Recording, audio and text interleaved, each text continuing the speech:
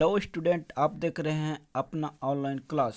तो चलिए इसमें देखते हैं भारत शासन अधिनियम 1919 से 1935। तो शुरू करते हैं। 1919 ईस्वी के अधिनियम को मॉन्टेग्यू चेम्सफोर्ड सुधार भी कहते हैं, क्योंकि इस अधिनियम के जन्मदाता भारत के सचिव मॉन्टेग्यू और भारत के गवर्नर जनरल चेम्सफोर्ड थे। यह अधिनियम ब्रिटिश सरकार द्वारा सुधारों का एक और तथाकथित प्रयास था। 20 अगस्त 1917 ईस्वी को भारत सचिव लॉर्ड मॉन्टेग्यू ने एक घोषणा की जिसमें भविष्य के सुधार को और संकेत किया।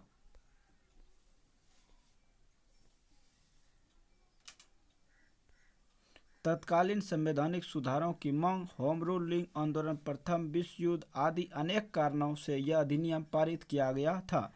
इस अधिनियम के आधार पर प्रांतों में आंशिक रूप से उत्तरदायी सरकार की स्थापना की गई। पार्षद कार्यपालिका का एक ऐसा भाग था जो गवर्नर के प्रति उत्तरदायी था तथा दूसरा भाग मंत्रिमंडल था जो प्रांतीय व्यवस्थापिका के प्रति उत्तरदायी था। इस अधिनियम के द्वारा केंद्र में द्विसदनात्मक विधायिका स्थापित की गई, अर्थात केंद्रीय विधान परिषद का स्थान राज्य द्विसदनात्मक विधानमंडल ने ले लिया। राज्य परिषद के सदस्यों की संख्या 60 थी, जिसमें 34 निर्वाचित एवं 26 मनोनीत होते थे तथा उनका कार्यकाल 5 वर्ष का था। केंद्रीय विधानसभा में 144 सदस्य थे, जिसमें 104 निर्वाचित एवं 40 मनोनीत होते थे। उनका कार्यकाल 3 वर्ष का था। दोनों की शक्तियां समान थी, किंतु बजट पर स्वीकृति प्रदान करने का अधिकार केवल विधानसभा को था।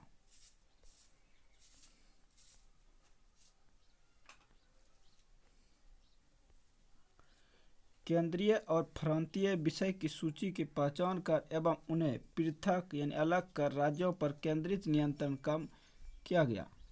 केंद्रीय और प्रांतीय विधान परिषदों को अपनी सूचियों के विषय पर विधि बनाने का अधिकार प्रदान किया गया। 1919 के इस एक्ट की मुख्य विशेषता प्रांतों में द्वैध शासन की स्थापना थी। इसके लिए केंद्रीय और प्रांतीय विषय को पृथक किया गया। इसके पश्चात प्रांतीय विषय की पुनः 2 भागों में बांटा गया। प्रांतीय विषय को 2 भागों में बांटा गया। पहला आरक्षित विषय, इसमें राजस्व, न्याय, वित्त, पुलिस आदि शामिल था, और दूसरा हस्तांतरित विषय, जिसमें स्थानीय शासन, शिक्षा, कृषि, स्वास्थ्य आदि को शामिल किया गया। अब देखते हैं आरक्षित विषय। आरक्षित विषय का शासन गवर्नर अपनी परिषद के सदस्यों की सलाह से करता था। हस्तांतरित विषय का शासन गवर्नर भारतीय मंत्रियों की सलाह से करता था।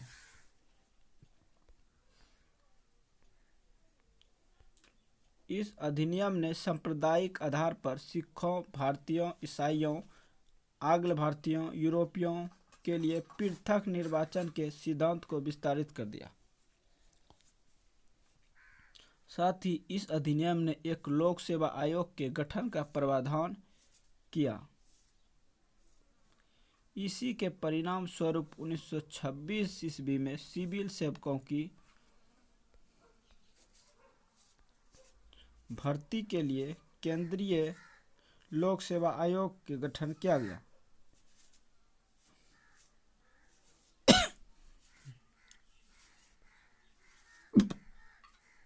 इस अधिनियम ने पहली बार केंद्रीय बजट को राज्यों के बजट से अलग कर दिया तथा राज्य विधान सभाओं को अपना बजट स्वयं बनाने के लिए अधिकृत कर दिया।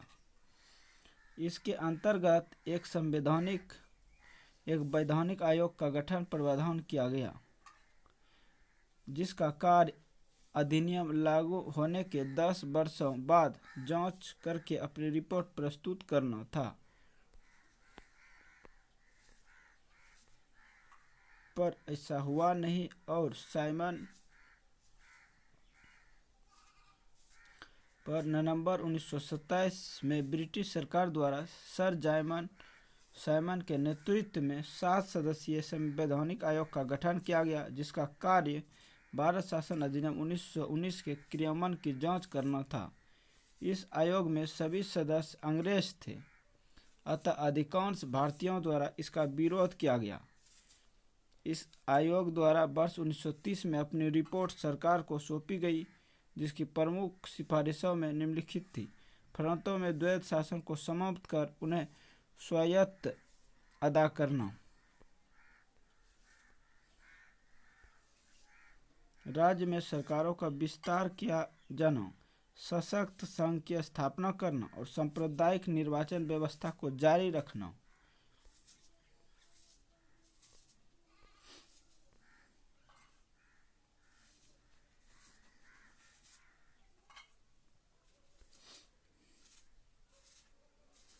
भारत शासन अधिनियम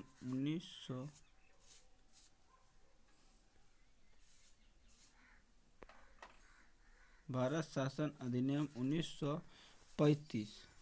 यह अधिनियम भारत में पूर्ण सरकार उत्तरदायी सरकार के गठन का एक मील पत्थर साबित होता है। यह एक लंबा विस्तृत दस्तावेज था जिसमें 321 धाराएं एवं 10 अनुसूची थी।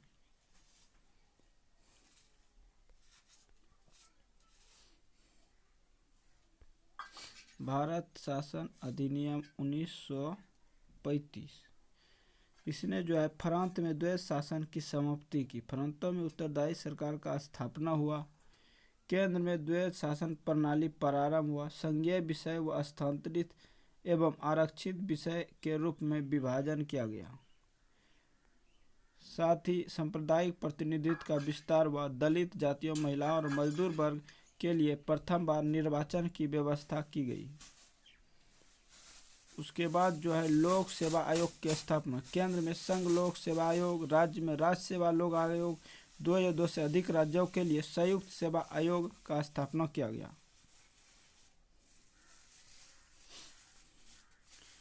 उसके बाद अखिल भारतीय संघ की स्थापना, केंद्र एवं राज्य इकाई के बीच 3 सूची बनाई गई, संघ सूची, राज्य सूची, समवर्ती सूची के माध्यम से शक्तियों का बंटवारा, अवशिष्ट विषय पर विधि बनाने का अधिकार वायसराय को दिया गया।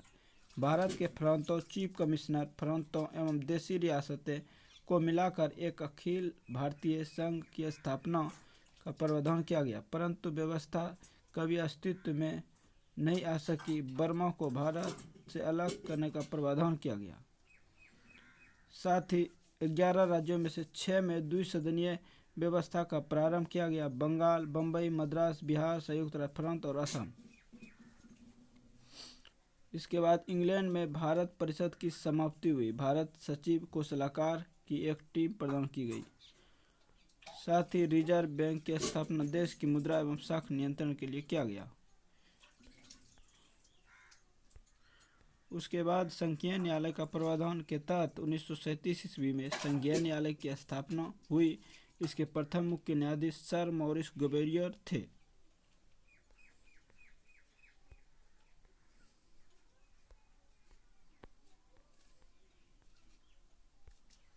1935 के इस अधिनियम के बारे में पंडित नेहरू ने कहा था कि यह अनेक ब्रेकों वाली इंजन रहित गाड़ी है तथा जिन्होंने इसे पूर्णतः सड़ा और मूल रूप से बुरा कहा था।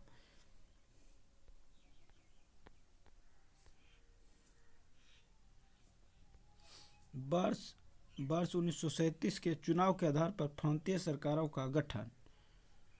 तो वर्ष 1937 के चुनाव के आधार पर प्रांतीय सरकार का गठन, प्रांत और मुख्यमंत्री और दल। तो मद्रास में जो है मुख्यमंत्री सी राजगोपालाचारी को बनाया गया, ये कांग्रेस दल के नेता थे। उसके बाद बम्बई में बीजी खेरा बने, कांग्रेस के दल के नेता थे। मध्य प्रांत में B.N. खेर बने, बाद में रविशंकर शुक्ला बना, ये भी कांग्रेस के थे। और बिहार में प्रथम मुख्यमंत्री श्री कृष्ण सिंह बने, जो कांग्रेस के दल के नेता थे।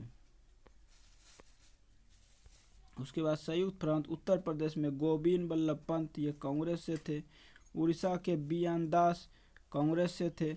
उत्तर पश्चिम सीमा फ्रंट डॉक्टर खान साहब, ये गठबंधन सरकार से था। और सिंध से अलबला खस, बाद में बंदे समखुल्ला खान बना, जो मुस्लिम लीग से थे।